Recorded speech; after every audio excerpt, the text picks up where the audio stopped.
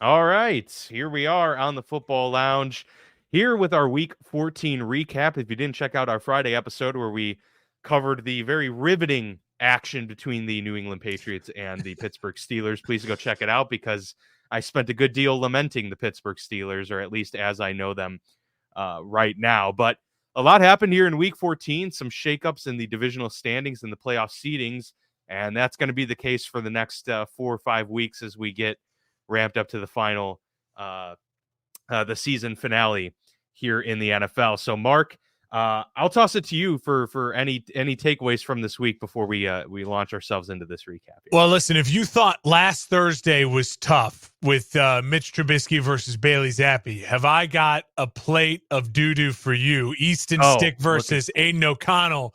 Yeah, this Thursday night. Get ready for it. Week 15 is going to start off with a literal poop yourself bang. It's just like a good God, why do we watch it? But it's football, baby. So of course we're going to watch it. Listen, Dan, I think the thing about this week, I think there's two things to take away from week 14 that I know we're going to get to right now. The season's not over. So we all want to jump right away now to the Cowboys are going to win the Super Bowl. You know what I mean? The Chiefs stink. The season is not over. You got a lot of games left. And also, I think the other thing to really think about overall is that log jam in the AFC. The wild card spots in the AFC, how many teams are who's going to rise above it all? It's so hard to predict right now. So crazy to look at. Joe Flacco maybe the man who's playing the best football of all of those 7 and 6 teams. The dude who wasn't even on a roster until 3 weeks ago may actually have the Cleveland Browns being a team that has a legitimate chance in the AFC with how messy the AFC has become. That's what we're dealing with right now as guys who are trying to analyze football and talk about football. I got to start thinking about Joe Flacco leading a team to the playoffs. He wasn't even on a roster 3 weeks ago. So you got to pivot. You got to be ready and willing to pivot. And also, I think the biggest thing is season's not over. These were some bad losses for Philadelphia and for the Kansas City Chiefs, but that by no means that we may not still have a rematch of the Super Bowl last year and this year's Super Bowl. Philly and KC aren't dead yet.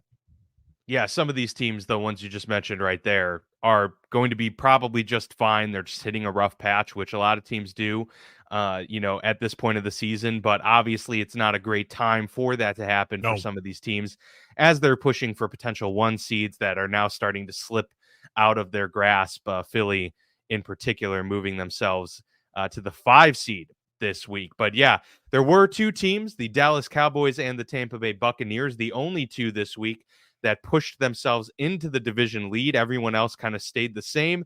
But as we mentioned, some overall playoff seedings did shuffle.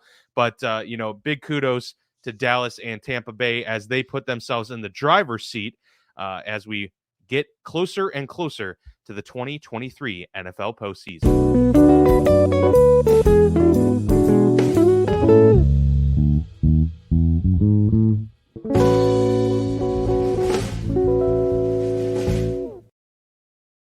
Transform your body into a canvas of exquisite storytelling and profound self-expression with the skilled hands of Ryan Allison. Craft custom masterpieces that tell your unique story together.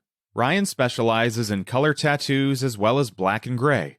He also practices a diverse range of styles, whether you're passionate about anime, fantasy, mythology, pop culture, video games, movies, the esoteric, nature, creatures, dot work, black work, or you have your own ideas. Ryan embraces your distinct vision with an unwavering commitment to passion, precision, and originality. Each project he undertakes is a labor of dedication, a fusion of research, artistic ingenuity, and profound symbolism. His commitment to authenticity is nothing short of remarkable, infusing his very soul into every creation.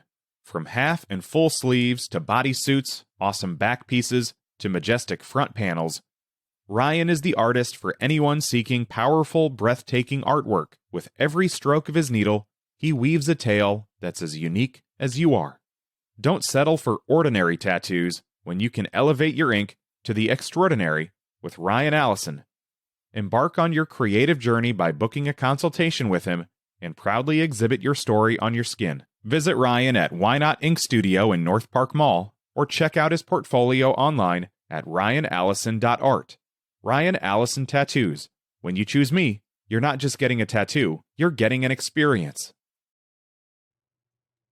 All right. So as we mentioned, a lot of action here in Week 14 to get. We got the full Kadarius Toney experience last night. Oh, good lord, we really did, huh? And quite the post game shenanigans that ensued afterwards too. We're gonna get to that for sure when we talk about one of the biggest games of the weekend slate, being the Bills and the Kansas City Chiefs. But to your point that you kind of started off with there about the upcoming Thursday night game. Man, Amazon Prime just can't seem to get out of its own way, huh? I mean, last year was such a bad run, and obviously they were dedicated to making year two that much better and more impactful. And on paper, coming into year two, it looked like they had a much better lineup and were able to secure some better matchups. And then, of course, injuries happened and other things that forced some of these matchups to being just anything but compelling and interesting. And man, it's just unfortunate for them because I'm sure preseason, Raiders, Chargers at least looked like it could be two playoff teams, two divisional teams, going at each other. And now it's, Aiden O'Connell and Easton Stick. How about it? It's brutal. Brutal. All right, let's get to the games. We already discussed that we talked about Thursday night, so no need to rehash any of that. But the Buccaneers at the Falcons will start with one of those division shakeups as the NFC South now has a new leader in Tampa Bay.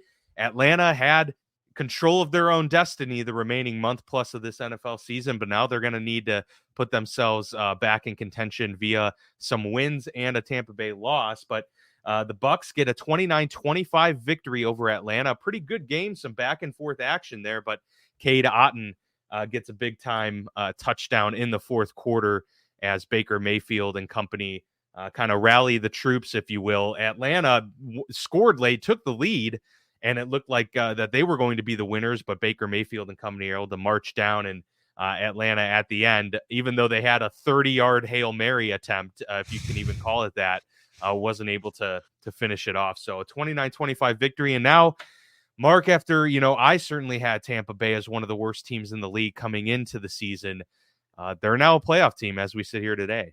Give them a ton of credit for continuing to fight. It feels like both them and Atlanta have had times during this season where it was time to write them off, and then they've battled back, and now here they are sitting Tampa Bay ahead of the NFC South. No one wants to win the division. I thought we'll get to the Saints game. I thought the Saints showed some real life this weekend too. Like they did what they were supposed to do, like beat up on a bad team, right? They needed the Panthers. Bad. Yeah, the Panthers being the only team in the NFC South that's not in competition. Listen, I think this is just going to be that division. It comes down to every one of these teams is going to be under 500 going into that final week of just being like, all right, whoever wins the last game kind of wins the division, de facto gets a playoff game. But more importantly, what I'll say is for in the long-term look at a win like this, if Tampa can ride this out and Tampa can find a way to win this division, they're going to feel a lot like the Seahawks of last year, where it's like kind of surprise. None of us really saw this coming. And what that could mean for their certain players getting contracts. Could Baker get that Geno Smith 3-year type of extension where we're going to ride with you, Baker, but we're probably going to draft a quarterback, but we like that you're an adult in the room who can use our playmakers now. A team that we all were convinced should blow it up is still hanging around. And I got to give credit to Todd Bowles. I've never been a big Todd Bowles guy. This is a heck of a coaching job to inspire your team and to play this type of football with in this bad division to still be in it. And for Arthur Smith, feels like when his offense struggles, his defense plays great. When his defense plays great, his offense struggles. And it's just one of those, another flip-flop game where I felt like offensively they did enough to win the game. But right now it just feels like they need the ultimate playmaker. They need to go get themselves a dude who's an absolute difference maker at the quarterback position. Because right now it just feels like they're so inconsistent that offensively you just can't rely on building a game plan and sticking to it and going 4 quarters of offensive football throughout a game. Tampa Bay right now, it feels like the team that deserves to be in the lead in the NFC South. I didn't think they would be, but it feels like they're the ones that have earned it at this point in time. And a lot of that's credit to Baker Mayfield and Mike Evans. Yeah, there was I think a penalty that was called against Atlanta early in that final drive for the Bucs that really kind of derailed everything and led Tampa to eventually score the game winner. I know Arthur Smith was really animated on the sidelines about it. I can't remember what the exact play was, but that just goes to show you too that a lot of these games and the NFL in general, you're really one play away a lot of times, and we know that the Chiefs know. Yeah. The Chiefs very well know this. You want to talk to the Saints from the Saints-Rams matchup of years and years ago, where that ultimately obviously led to the pass interference being reviewable, and then now it's not reviewed again. But yeah, there's a lot of times one play can dictate a lot of things. But moving forward, obviously this is still anyone's division between those three teams since they are all so close. So the pressure's on for Tampa still. The pressure's on for Atlanta. New Orleans, like it's still a must win each week for these teams because they can't really give up any ground to the competition. But I'm glad you brought up Todd Bowles because the question for me coming out of this is like, if they win the division and go to the playoffs here and host the playoff game, is Todd Bowles, like, are you going to fire Todd Bowles? It seems like that's a hard move to make at that point. Yeah. If he gets this team to the postseason, even if it's with a It'd be below 500 record. 2 years as a head coach, 2 postseason runs, and so I don't know how you could go away from it. Again, it feels a lot like the Seattle of last year, right? Veteran quarterback, veteran roster, defensive coach, and they're just making enough plays. Now, Seattle couldn't win their division because of the Niners, but they just are surprised enough people. On the flip side, again, Atlanta, I wouldn't give up on Arthur Smith. I don't think it's the coaching that's the problem. I think they just need a difference maker at quarterback, and that will settle so much of the waters in Atlanta. Yeah, they're definitely their biggest hole is a quarterback, no question about it. Could probably use a dominant defender as well, but their defense has been on the up swing the last year plus, so definitely agree with that. The Lions go on the road at your Chicago Bears, and the Bears, they seem to have the Lions number earlier this year, right? I mean, Jared Goff was not himself at all in that first matchup, and the Bears just kind of gave that game away and let it slip. Yeah. This time, they said they're not going to let that happen, and they were able to put the hammer down and get a convincing 15-point victory against the NFC North leaders. And, Bears now are 5-8. I'm wondering to you too, and I don't know if this is the question you want to address right away, or you can get to it later on in your response. But at this point, do you want the Bears to keep on winning because they are going to get the number 1 pick from the Panthers anyway? And if their second pick is outside of the top 10, so be it type of situation? Or is this something where you just want them to play well but keep losing? No, listen, I always want my team to win. Like I can't deny that. I can't hide that. And because of the luxury of the Panthers pick, you're still like, you have so many options. You have so many ways to add a ton of talent, whether you take a player number 1 overall or you traded for a haul like you traded for DJ Moore. So the Bears are in a really terrific spot. I think to me, the key is, since the Bears traded for Montez Sweat in week 9, the Bears defense is ranked now top 5 in total defense, pass defense, and takeaways. So that alone just goes to show you, I think, a couple of things. Number 1, people are saying, look, maybe Matt Eberflus deserves a chance now. His defense is playing like a top 5 defense. I actually think this hurts Matt Eberflus. It helps Ryan Poles. I think it hurts Matt Eberflus. Interesting. Okay. Because I think what it is when you bring in players, when the GM gets A players, it just goes to show you that players are making the difference in this game, not the coaching. Like, you had one player and it goes from 30th to 5th. That, a good coach and a really, really good coach would have just, hey, we got some scrappy guys, but I'm a defensive coach. Yeah, maybe we're a 15th ranked defense and then goes to 5th. I really think, I mean, again, just because you start to win games, it's the first time Eberflus has won back-to-back games. I still don't think Eberflus should be a head football coach. Okay, but can I play devil's advocate? Job for another year? Sorry, can I play devil's advocate real quick on that? Because, yes, since they got Montez Sweat in the lineup, they've been really good. And obviously he's made a big impact on this team. There's no question about that. But there is like a causation correlation effect where, okay, is it just Montez Sweat being added to this defense that's made them so much better? Or is it finally that like the team is like starting to coalesce around Matt Eberflus's idea and plan, and he just needed the one extra player to kind of fit his scheme that, again, I'm just playing devil's advocate. I'm not even saying that. No, it's 100%. It's 100% valid. I can still say I've seen enough to not want Matt Eberflus as my head coach going forward. Yeah, that's totally. I mean, it took almost 2 years to win back-to-back games. Yeah.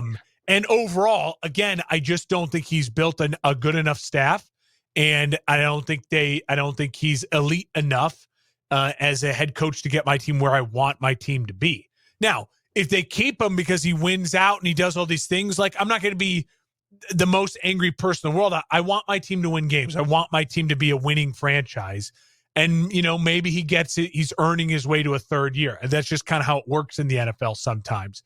But overall, back to the actual game, I think the key is the Bears play the Lions well. The Bears have played the Lions well even through the John Fox, Matt Nagy, Mark Trestman era. The Bears and the Lions, like, it's just one of those matchups. Justin Fields has killed the Lions in his time as a starter in 2.5 years too. So I think it was just it's a bad matchup for the Lions. They were outdoors, Bears coming off of a bye week. So I think there was a lot of things negative going against the Lions. I think the Lions are still a really solid team. I think the Lions are still going to win the NFC North. I think the Lions are still going to probably win a playoff game, maybe even 2. I like the Lions a lot. I just think this was a bad matchup for them at a bad time. And they lost their defensive tackle, Nichols, who's been really, really nice for them.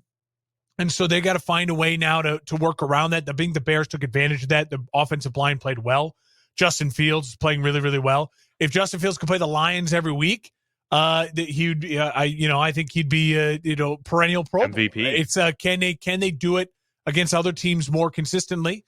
They're playing good football right now, so I'm a happy camper, and I'm not hating on the Lions yet. I think the Lions will be okay. This was obviously a bad loss for them. I think Dan Campbell get it turned around just like he did after their last bad loss against the Packers. Come out and they won a game, lose a game. I think they'll be fine to get right back on track. The schedule's still really workable for the Lions. Minnesota twice coming on up. Minnesota's terrible. They'll be fine in the division. I think the Lions will be fine as well. However, that being said, of the teams that lost this past week that were really in, strong, had strongholds on the postseason, they're the one team I'm a little bit concerned about because this would have gone a long way. Winning this game would have gone a long way for them. Yeah, for sure. It just feels like their offense even has trended, has gotten a little cold down over the last month. So can they reinvigorate themselves, get back to that, spark that they've had? They obviously have the talent to do it. They've proven that they can. It's just whether or not they put it together the rest of December and into January. My final thought on the Bears, I know a lot of people tune in for my Bears thoughts. Is, again, I think this game is a perfect example of what I've been saying all year. This team is really talented, and this team just needs to keep adding talent. Like, they were so devoid of talent a year ago. One of the reasons we were also positive and high on them going into this year is because they added a bunch of talent and they had a nice draft. Well, a lot of those draft picks are starting to show up because there were a lot of defensive picks. The offensive line now, the 2 tackles, you have a second-year player and a rookie in Jones and Wright. They are becoming really, really great players. Tevin Jenkins, the guard, is healthy, and he's become one of the best guards in the league. Nate Davis played okay. You need to fix the center position. But otherwise, you're starting to see this team has got players at multiple levels. I think Eddie Jackson's probably too long in the tooth, but Brisker, Gordon, at the back end, Tremaine Edmonds and TJ Edwards are really balling out the last 4 weeks. So that's all positive. The big time signings are starting to show up. Montez Sweat, again, has absolutely elevated this defense. Now imagine if you can add another elite interior offensive lineman, another really high-end pass rusher, and give Justin Fields one more elite A-level pass catcher. You add 3 more players to this team, which they absolutely can do with 2 first-round picks. I mean, this team is really becoming on the cusp. Then you say to yourself, is Eberflus the guy to lead this team to that next level of winning divisions consistently? That's why I say I've seen enough already to feel strongly he's not. But does that mean he's going to lose his job if they win out or they turn around?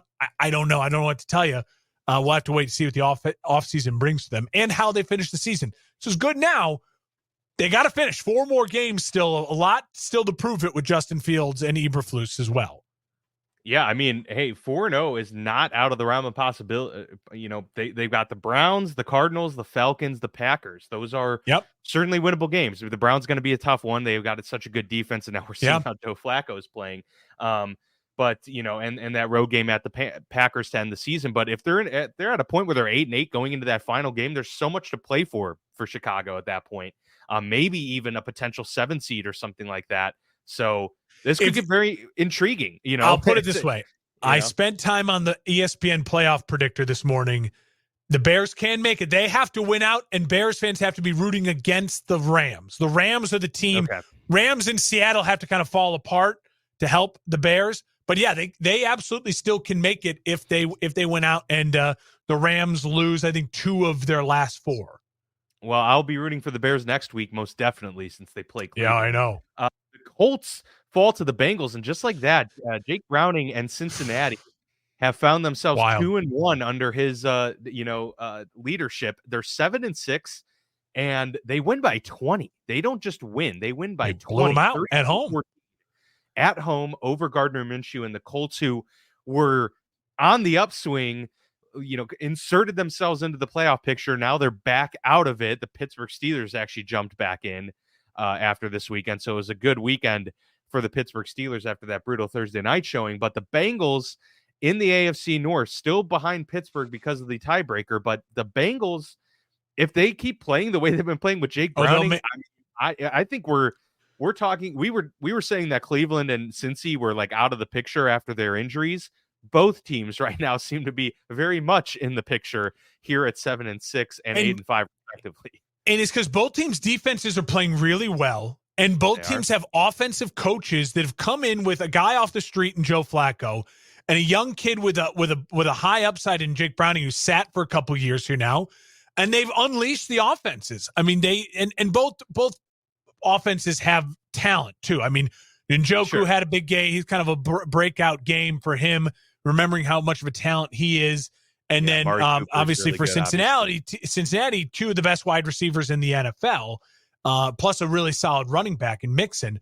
I was shocked by this game. I predicted the Colts would come in and win. I thought it would be like, all right, Jake Browning pop, come back to earth. No, I mean, the Bengals have built a roster to win now because they have one of the top 3 quarterbacks in the league, and their backup is playing really solid football. So they're a dangerous, dangerous team. And they're playing like a team with nothing to lose. That game, the way they played offensively, taking big shots, not holding anything back. They were literally just, it's like they all looked around in the locker room and said, fuck it. We have nothing to lose here. Let's go all in. And for the Colts, they just ran into a team that just has more good players than them and are playing with house money. And so it felt like the Colts just ran into a buzzsaw of the Jake Browning buzzsaw. I still think the Colts could end up with a playoff spot. We're gonna keep going through all these teams right now, but the Browns and the Bengals have to be right now of this mesh of teams. They have to be right now the teams you'd favor to say, they look like playoff teams as currently constructed right now. Wild card playoff teams in the AFC two have taken up 2 of the 3 spots. Yeah, Cincinnati as the 10 seed currently behind the Broncos and the Texans, but the Texans are starting to fall back. The Broncos, will see if they're able to continue their surge. There's so many teams. Wild card. Yeah, the wild cards right now belong to the Browns at 5, Steelers at 6, Colts at 7. So a lot can change, and they're all the same record. The 8, 9, 10. I know. 11 the Bills are in there. Are all 7-6, and the Bills, unfortunately for them, in terms of a tiebreaker situation, are at the bottom of that group. But right now, I would say 4 additional teams there. Yeah, right now, just finishing up in that game, it just feels like the Colts, they're not going anywhere. But it felt like this was a huge momentum kill for them, and for the Bengals, it seems like now all the momentum is swinging towards them to say, why not us? You know what I mean? Yep. Jacksonville goes on the road, and obviously Trevor Lawrence toughing it out, hasn't missed a start in his I believe high school, collegiate, and NFL career. Yeah, he's which a tough is wild. SOB. And he was determined to go out there after suffering a high ankle sprain. He looked pretty good. He ran a couple times in this game as well, and kind of helped, get that offense going in the second half. But unfortunately, it was a little bit too little too late as the Browns win 31-27. We mentioned it at the top, Joe Flacco and company. He's taking a drink from the fountain of youth and is looking pretty good. So the Browns get themselves at 8-5. They drop the Jags to 8-5. But, good news for the Jags is they play in the AFC South right now. And the Texans are, potentially looking at a couple weeks without CJ Stroud. We'll know more soon. But, right now the Jags still a leader in the AFC South. But, are you worried about Jacksonville, and are you believers in Cleveland at this point? Absolutely worried about Jacksonville, but the best thing they had going for them yesterday was the Colts losing and the Texans getting blown up by the Jets. So all three of them lose, and so it was really a no sort of net loss for the Jags as far as standings go and everything. I still feel like the Jags will win the AFC South because of the way the schedule works out for them. But, man, yeah, they're not playing good football right now. The Jags offensively just don't have an identity. They feel a lot like the Bills, where it's just kind of like, Trevor. Yeah, that's a good point. Trevor, go. Go, Trevor. Run some. Throw some. Make a lot of plays. And it's just it's ugly offensive football for Jacksonville right now, where no one's on the same page. And defensively, they don't have the skill like a Cleveland to just rely on their defense to carry them while their offense is figuring it out. So they're messy. They're messy right now. I don't have a lot of faith in Jacksonville, that's for sure. Cleveland, yeah. I mean, why not? Why not have faith? Flacco looks like, because he just hasn't been playing football, he looks healthy. He looks good. He looks fresh legs. And now it's like your season's like, a 7-8 week season. Can he stay healthy through it all and have fresh legs through it? We'll see. But Stefanski's calling a game plan that works for Joe. They have weapons, and that defense is so good. I mean, they are eating people alive in Cleveland. So absolutely, you should be a buyer in Cleveland. They're an 8-win team. Can Joe Flacco win 2 of the last 4 to get them to a 10-win team and sneak into the playoffs? Absolutely. And then they will be the wild card team that every team that won their division is like, oh, I don't want to play Cleveland. Like they are going to be a nightmare matchup for someone in the first round. Joe Flacco, nothing to lose with that defense. It could be an ugly weekend for one of the favorites come wild card weekend. This is interesting. Adam Schefter reported earlier this afternoon that Joe Flacco reverted back to the practice squad. This obviously must be a roster move, because they just announced he's the starter for the rest of the season. And he obviously, being on the practice squad, could sign with any team, but best situation for Flacco is clearly in Cleveland, so he's going to stay. Totally. But interesting nonetheless. The Panthers go on the road to lose to the Saints, so the Saints do keep themselves, afloat here. 28-6. Panthers fall to 1-12. New Orleans now 6-7. They got Derek Carr back, and Derek Carr probably looked as good as he's maybe looked. Panthers will do that to you. Yeah, exactly. So that was, I guess, encouraging maybe for some New Orleans fans out there who maybe were calling for Jameis Winston to start some games, but it looks like it's the Derek Carr show moving forward here. But yeah, honestly, Mark, not many takeaways from my side of this thing. I do feel like now that Tampa is in that spot, I might have a little bit more faith at this point in the season in Tampa finishing atop the division. Because New Orleans has been a little bit too up and down, whereas Tampa has been at least relatively competitive in most of their games. And they do just have that kind of scrappy talent that at this point of the season in December, tends to be favorable to you when you're playing some of these other teams that are also fighting for playoff spots. So I would probably at this point put some money on Tampa, but New Orleans still very much in play. New Orleans just feels like they all hate each other. So getting a win just feels like it kind of like relieved that tension. They popped the blister, you know what I mean? Where it's like, okay, this still hurts. Nothing is great, but at least now the tension's gone and the pressure's gone a little bit. So it was a must win for New Orleans. And I'll just say this about the Panthers. I caught some of the highlights of this game. I mean, Bryce Young, I don't know if he could play in this league. Like I've been firm of saying, like, got to give him time. You build around him the way the Dolphins built around Tua. He could be that guy. I don't know, man. It is so ugly in Carolina. It is so ugly. And they have Nothing. The cupboard is bare. I don't know how they're going to start surrounding him with talent. So that is a gigantic hill for them to climb. I was very convinced that Carolina would find a way to win a second game this year. I don't think so at this point. I'm not predicting it. I'm just not going to predict it. And for New Orleans, yeah, we'll wait and see. Every week they're a bipolar, ex-girlfriend who's like, I'm going to never talk to you again. And then an hour later, you have 38 missed calls. It's up and down with New Orleans right now. Don't trust them either. I would say agree with you. Right now, I trust the Bucs the most in the AFC South. Yeah, I would probably, agree with that sentiment about New Orleans just kind of being completely up and down all season long. And we just have no idea kind of They need to where blow it up. They they consider themselves. Yeah, because it seems like they are acting like they are, we're just right there, but they're really not. I mean, so you hope you can just tell there's something off. They just don't like each other. Nothing feels right down in New Orleans right now.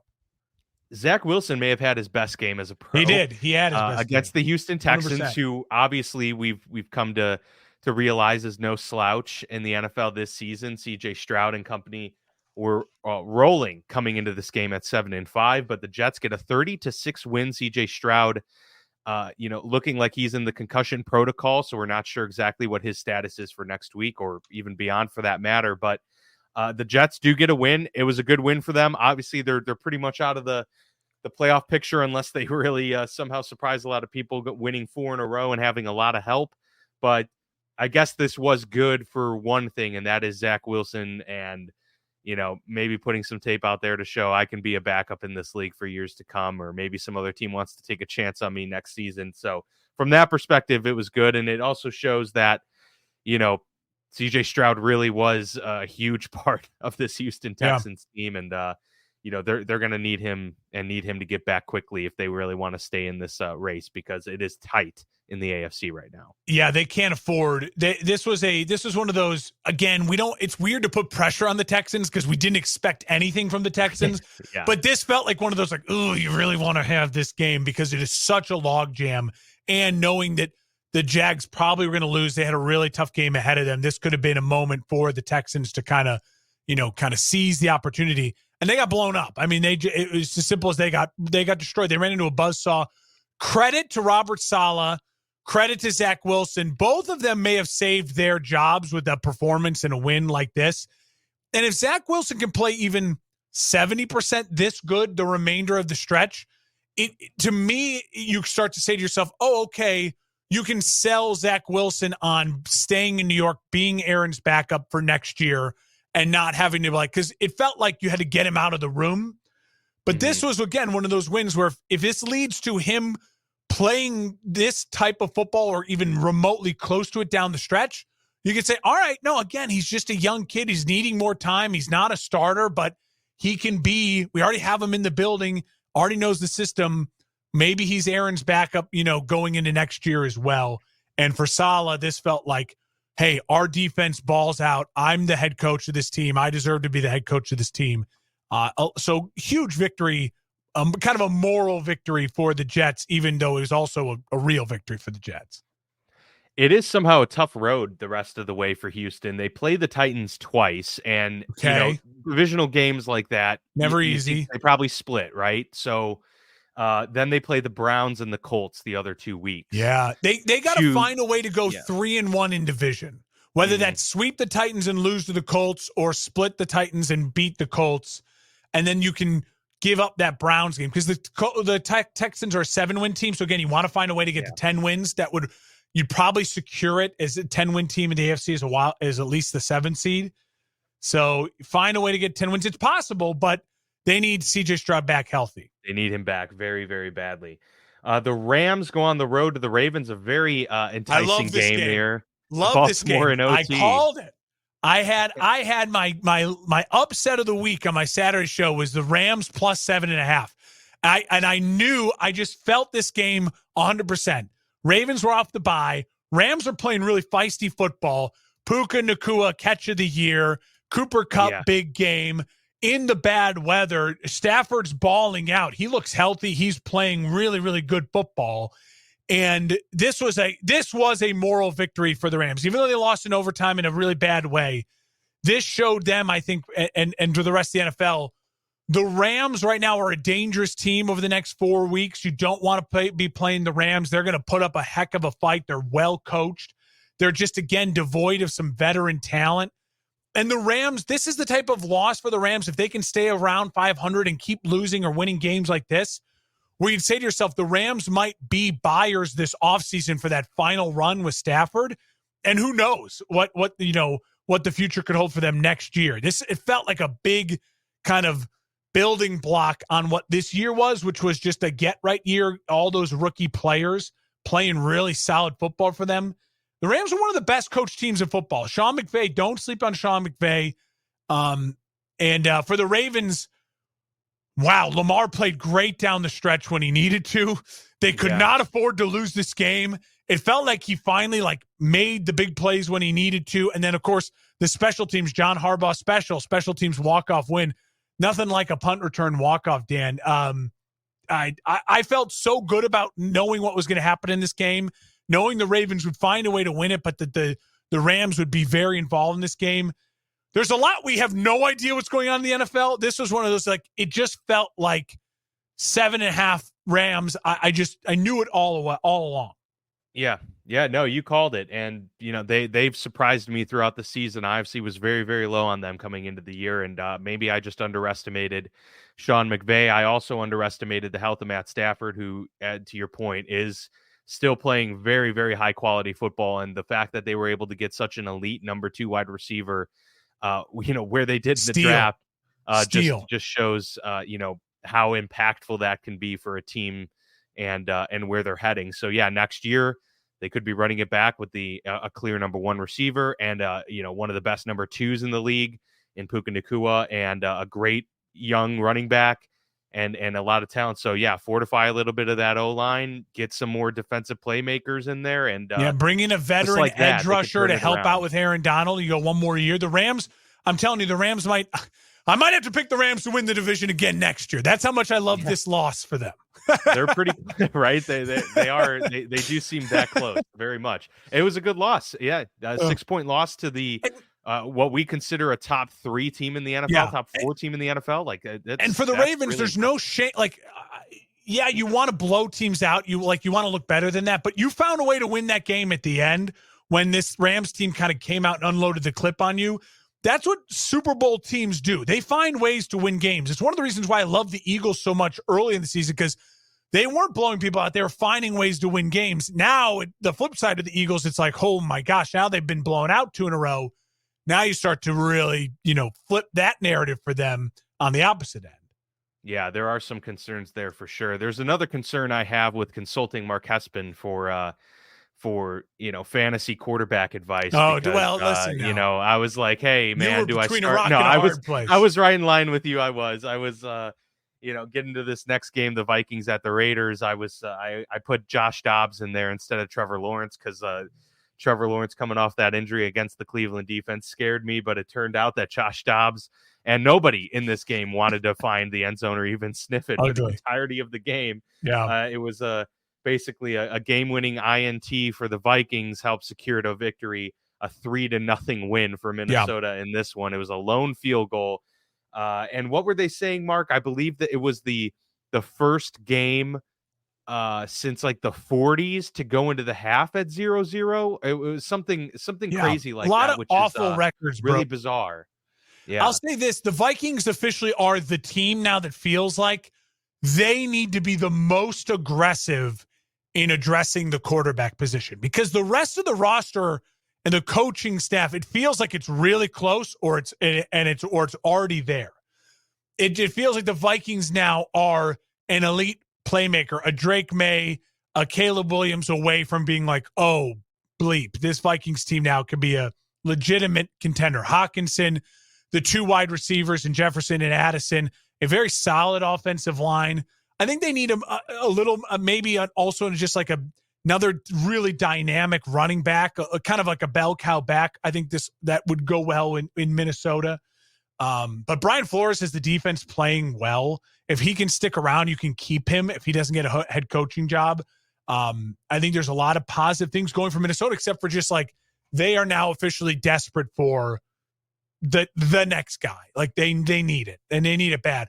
And for the Raiders, they might be the second most desperate team in that way for just the guy. Get me the guy, because they have playmakers, man. The Raiders have playmakers on both sides of the football, A talent, A players. I think the only thing I'll take of this win is Antonio Pierce again. I think just deserves the job. Just make it official. Like, make it official. Let the locker room rally around this guy. He is, he's going to bring, it feels like he will bring stability to an organization that desperately needs stability. Very much so. They're probably the one organization right now that you can say is in dire need of just someone to steady the ship and get this thing put on the right track. It's kind of like what Lovie Smith did for the Houston Texans a few years back, you know, yeah. and like that's what Mike he was Tomlin to hired the for. Steelers would be perfect, but I don't think the Raiders. I mean, Mike Tomlin to the Raiders would be perfect, but I don't think the Raiders can afford anyone more than Antonio Pierce. They're going to have to dumpster dive for a coach, and I think one fell into their lap. He's already on their staff. Hilariously, the John Gruden rumors have started to circulate, like him coming back to the Raiders. Like, I don't think that's going to happen. No, So we can put that to rest pretty quickly. The 49ers get a 28-16 win over the Seahawks. This was a good win for San Francisco, I thought. You know, a lot of people expected them to just blow the doors off of it. Well, first off, Seattle's not a bad team. They're pretty decent. And granted, they had Drew Lock in play. But, you know, Brock Purdy and company, Christian McCaffrey, I personally think, I know they're saying like Brock Purdy, I think leads the MVP voting right now. But like, to me, Christian McCaffrey is the MVP of this team. He has been what has allowed Brock Purdy and the other playmakers to get open and be able to go. I mean, Christian McCaffrey has really had a special year. He has. And he, again, showed it again in this one. The 49ers needed this win for a lot of reasons. It's divisional. You want to keep the momentum rolling. But also, it became even more important when you had the Eagles losing and Dallas is starting like full steam ahead, come after the 1 seed. You keep maintaining the 1 seed. You stay in play now, and they get themselves catapulted into a position for a first-round bye, which is crucial no matter what team you are to get that first-round bye in the playoffs. Yeah, I just don't think the Niners I don't think anyone from the 49ers should win the MVP, because I just think they're such a collection of talent, and they are just built so well together, and they are such. Yeah, my vote's for Tyreek Hill right now. But I would agree. I think, and I know we'll talk about it here really quickly to wrap it up. I think Tyreek Hill's going to go off tonight. I think it's going to be a stamp moment for him. I think the Dolphins will win the 1 seed. I've been saying it for how many weeks now? The Dolphins are probably going to win the 1 seed, and I think tonight is like a kind of a primetime moment for him to, 2 touchdowns, 160 yards, 10 catches. And it's just like, this dude, he makes the Dolphins elite, and he is leading them to the 1 seed. So I agree with you. I'll put a cap on this again. I don't think the Seahawks are dead. They went through a really, really tough run. They're a scrappy team that can make a playoff run. Is that the ceiling for Seattle? Yeah, I think we knew that was the ceiling for Seattle when they re-signed Geno Smith. When they re-signed Geno Smith, we all said their ceiling is scrappy team that can make a playoff run. I still think they're that. I don't know why. I don't think there's any reason to panic on Seattle. Yeah, I just think they would welcome Geno Smith back, for sure. Yeah. Because, and this was smart of them. Wave the white flag a little bit. Let him get healthy, because the next 4 games now are your whole season. Can you win out? They can. It's gonna take a healthy Geno to do it. Bills got their much needed win, 20-17 over Kansas City. Yeah. Of course, Patrick Mahomes, Andy Reid, very upset in the way this game ended because they called Kadarius Toney offsides on offense, which is a penalty that doesn't get called very often. But to be fair, he was offsides, and it straight up is what it is. He lined up offsides, and Travis Kelce had one of the coolest plays I've ever seen. Where he lateraled it back about 20 yards to Toney, and Toney scored what would have been the game winner. Yeah, but it gets called back because he was offsides. Patrick Mahomes was screaming at the refs. Andy Reid in the post-game presser was not happy about it, but it is what it is. And the Chiefs had plenty of opportunities in this game. Their offense, yet again, for the 5th time, 6th time this year, wasn't able to get it done. And so I'll eat crow for this one. I thought the Chiefs were going to win handily, and instead the Bills go to 7-6 and put themselves still in the playoff conversation. So I have 4 thoughts on this. Number one, glad the Bills won because it keeps them alive in that bunch of teams that are like, this is chaos in the AFC. And it adds to the fun of it, I think, Sure. overall. Yeah, it will be so fun. As a fan of football, I'm just like, I kind of liked that. Number 2, not only was Tony offsides, if you look at the still frame of the photo, they could have easily thrown the flag again on Jawan Taylor like they did all early in the seasons. He's lining up so far back still in that photo, in that still frame. It's they're just a mess right now, like offensively and getting coached up. And at this point in time, I think the Chiefs need to send a message, a strong message. And I think one of those would be benching Tony like a healthy scratch, because it is his job. The refs will tell you you're offsides if you ask the ref. He didn't ask the ref. And maybe it's because he knew in his head this was a big play. And he was lined up close to the line of scrimmage. Like he wasn't on the sidelines. He wasn't lined up out wide next to a ref. Like the ref's going to have to like shout at him. Yeah, and he could see the ball. I mean, he's looking at the ball in the still frame. It's an embarrassment by him. Yeah, third year in the league. Third point. That is the future of football. Like, if you can make it work. The laterals like that, all those rules favor the offense. And if you have talented players like a Travis Kelce who you trust, that is the future of football. Like those plays, it's 100% legal. It's really fun. It's awesome. And if you're getting creative play callers, the Mike McDaniels, the Andy Reids of the world, with talented guys who could do that, who you trust, that's the future of football. And not just on Hail Mary plays. And then my fourth and final point would be the Chiefs offense is very broken right now. And with the Mahomes tirade at the end of the game, the Chiefs have quickly gone, I think, within the last couple weeks here from, we love the Chiefs, they're a fun dynasty to root for compared to the Patriots. It's like an evil dynasty to root for. Andy Reid, big jolly guy, eating cheeseburgers, State Farm, like fun dynasty. They're quickly becoming kind of like, just shut up. Like, it's this taste is becoming sour in our mouths, and you have all these other fun storylines popping up. I'm not saying the Chiefs are dead. I'm not saying I don't like the Chiefs anymore. I still like the Chiefs. I think they're very interesting. I think the Taylor Swift thing is interesting. I think it's really fun. But that was ugly. Like, Patrick, you're a 2-time MVP, a 2-time Super Bowl winner, and a 2-time Super Bowl MVP. That's beneath you. Like, you need to go to the sideline. You need to grab the tablet. You need to look at your player and say, what the are you doing? Don't be held back going after the refs. That, to me, is a moment, he said, I think it was Andy Reid that said this was embarrassing for the NFL. That was just embarrassing for Patrick Mahomes at the end. Like, and let's be honest, Patrick, where are you? Your team scored 17 points at home against a beat-up, injury-riddled Bills defense. You scored 17 points at home. I get it, one play at the end of the game, but you only had 17 points with 1 minute left in the fourth quarter at home. Yeah. And in the past, if the Kansas City Chiefs were without Clyde Edwards-Helaire or Damian Williams, they would be perfectly fine. Them being without Isaiah Pacheco had a huge impact on their ability to do anything in the run game. So who's the MVP of this team currently? I mean, obviously Mahomes is the best quarterback in the league overall, but I would say Pacheco, and we've been saying this for a while, is the Kansas City offense this year. I mean, he's really the heartbeat of how they operate. And without him, they looked a lot different. And yes, they don't have options outside of Travis Kelce.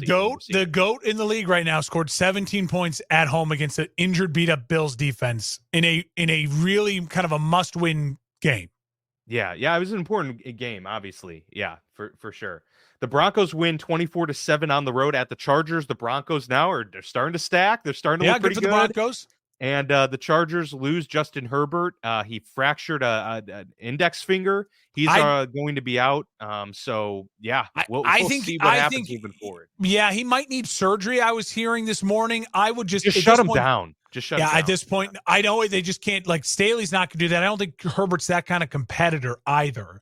Miss this game because it's short rest. See what happens. Give him like the full week, week and a half off here now. Maybe he comes back, but at this point, it feels like the Chargers season is completely over. It's lost. And I think you absolutely need a clean house in LA. The only people that should feel really safe are like Khalil Mack, Bosa, Herbert, and Allen. Like those are the guys that should feel safe. Maybe Corey Linsley and James probably and Rashawn Slater, but otherwise, yeah. I mean, this has been a disaster season. And for the Broncos, I love this story. Like they are quietly just going about business, 6-1 in their last 7. They've completely turned it around. And I will just say this about Denver. They could quickly become the team in the AFC besides the Browns who you're like, I do not want to play them. Like, please, God, if you're a division winner, you're going to be looking around saying, I want Pittsburgh. I want the Colts. I do not want the Broncos. I do not want the Bills. I do not want the Browns in the wild card. Absolutely. The Broncos are a scary team, and they can. Well, they're playing with house money. Like this is so house money for them right now, and it feels like that. Like their defense is playing so much better than it was at the beginning of the season, and obviously Russell Wilson has started to really click. Him and Cortland Sutton have really, really forged themselves a solid relationship where Sutton's being made to look like one of the better, receivers in the entire NFL. So it is a fun story. I agree with that. And, at this point, it would be cool to see the Broncos get back in the postseason, and they'd be a tough out for sure, especially if they somehow got to host a game the way that the Chiefs are starting to fall out of favor. They're only one game back. I don't know if that'll happen. I don't know if they're only one game back. I'm just saying it could happen. It very well could happen. The Eagles at the Cowboys. This game did not go the way either of us thought it would, and I know that this will close out the show for us here. But the Cowboys winning 33-13, convincing fashion. We thought if the Cowboys were going to win this game, it wasn't going to be by 20. The Eagles, a lot of concerns here, Mark, in terms of, now they've stacked a couple losses. I still obviously feel that they're one of the better teams in the league. They're going to be a team that, is still to be reckoned with in the postseason. But I obviously at this point don't have a whole lot of faith in who's going to win this division, because now Dallas has a stranglehold on the NFC East. And in the meantime, Dallas is the team that might be the hottest team in the NFL. Yeah. And we talked about it, Mark. We both have to eat crow now.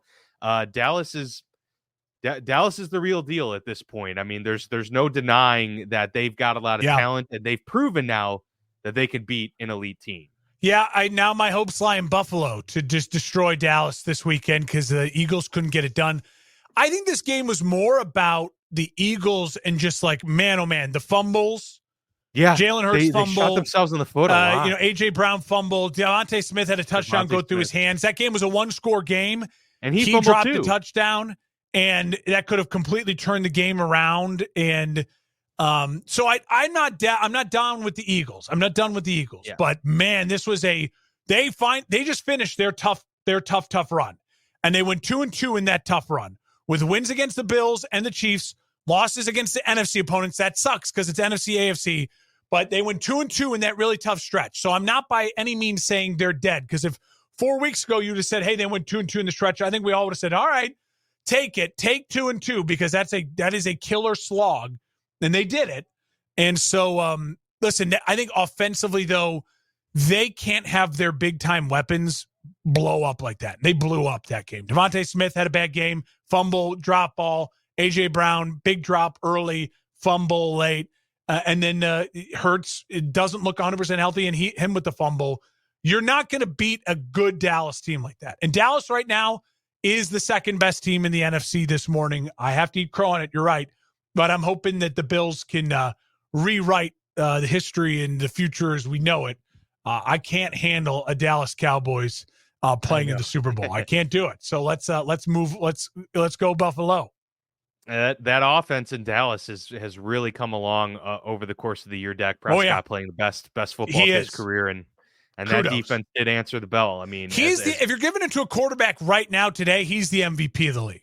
Yeah, I would agree. In terms of quarterbacks, no question. I mean, he is really like the heartbeat of this team right now, especially offensively. And there's just no stopping CeeDee Lamb. He's unbelievable. Yeah. So there's just too much good going, too many things going right for the Dallas Cowboys, and some things going wrong for the Philadelphia Eagles. But to your point, The stretch was a tough one. Came out 2-2. Turnovers killer. Better days on the horizon, but yeah, you can't turn the ball over and expect to win. So that does it for our Week 14 recap. We got a couple games coming up here tonight on Monday Night Football, and then we've got some, the Thursday night matchup.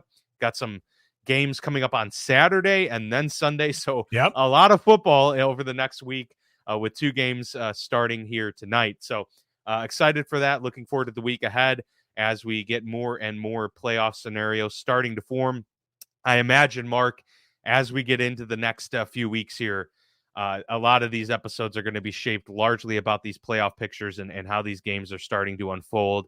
And the NFL does it with this scheduling. They always make some of these pivotal divisional matchups come late in the season. So we have a lot to look forward to down the stretch. So that'll do it for Mark and I. We appreciate all of the support. As always, please like and subscribe on YouTube if you watch, and check us out wherever you get your podcasts. Also on social media at FB Lounge Pod.